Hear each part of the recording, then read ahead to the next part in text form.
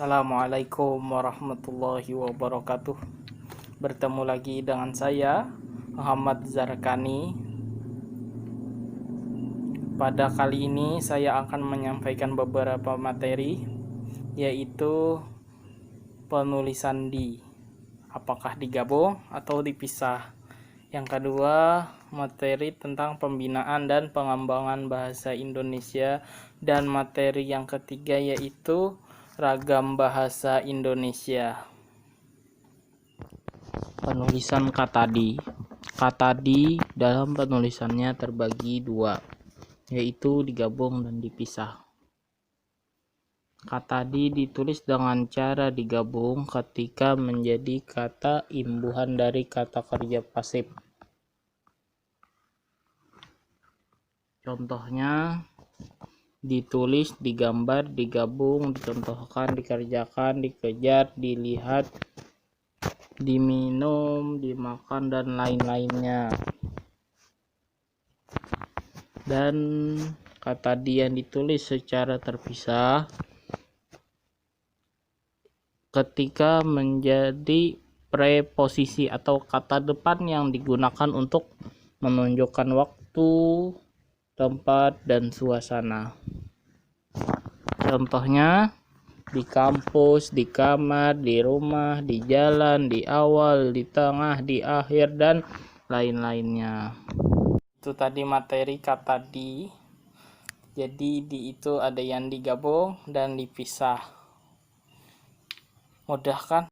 Baiklah, kita langsung sambung lagi ke materi kedua, yaitu tentang pembinaan dan pengembangan bahasa Indonesia. Pembinaan dan pengembangan bahasa Indonesia.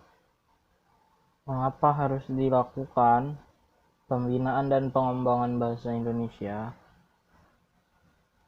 Satu, karena masih banyak warga Indonesia yang belum mampu memahami serta menggunakan bahasa Indonesia yang baik dan benar.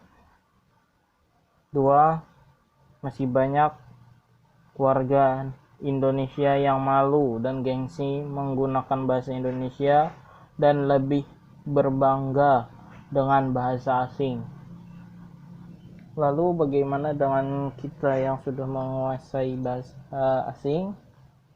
Boleh saja, akan tetapi jangan sampai mengurangi rasa cinta kita kepada bahasa Indonesia, sebagaimana yang diserukan oleh Balai Bahasa.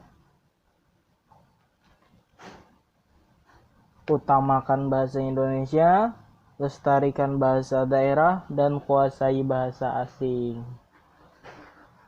Lalu bagaimana upaya mengembangkan bahasa Indonesia? 1. Dengan memulai dari diri sendiri dan mengurangi bahasa gaul. 2. Hilangkan rasa malu dan gengsi dalam penggunaan bahasa Indonesia. 3. Menjadikan lembaga pendidikan berbasis bahasa Indonesia kecuali pada mata pelajaran bahasa asing. 4. Menggunakan bahasa Indonesia di situasi formal atau di forum-forum resmi.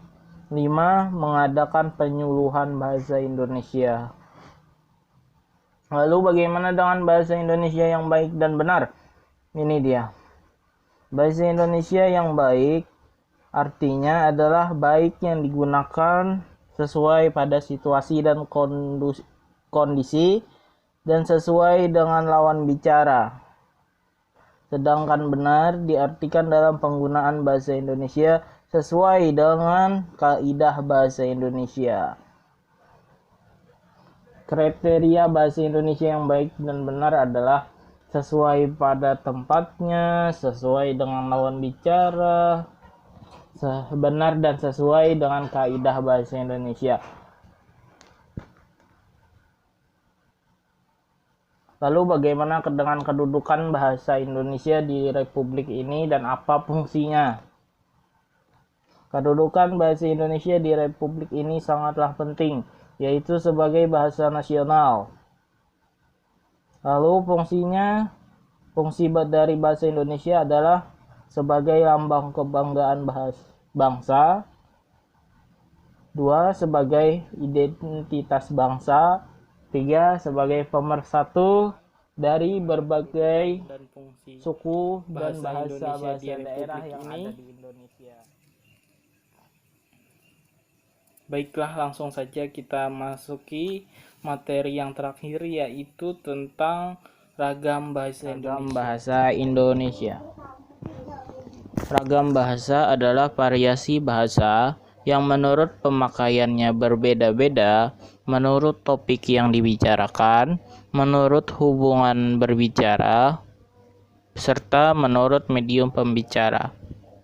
Bahasa Indonesia menurut pemakaiannya ada 2, yaitu baku dan tidak baku. Bahasa Indonesia yang baku adalah bahasa yang formal atau resmi. Contohnya pada Undang-Undang Dasar atau surat-surat resmi dan lain-lainnya.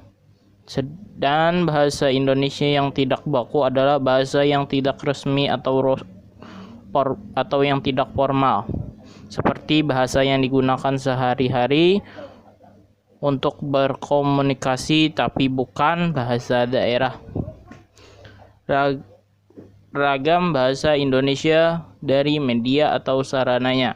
Ragamnya terbagi 2, yaitu ragam lisan dan ragam tulisan. Ragam lisan adalah ragam bahasa yang diungkapkan melalui lisan dan terkait oleh ruang dan waktu, sehingga situasi dan kondisi pengungkapan dapat membantu pemahaman. Ragam lisan ini sangat lebih ekspresif, di mana mimik, intonasi, dan gerakan tubuh dapat mendukung dalam membantu komunikasi yang digunakan bersama mitra tutur.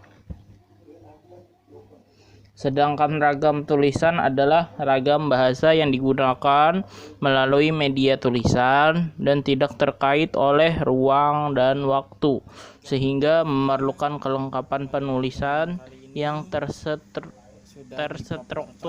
agar mudah dipahami dengan kepada baik kalian dan yang benar. telah menonton video ini sampai akhir.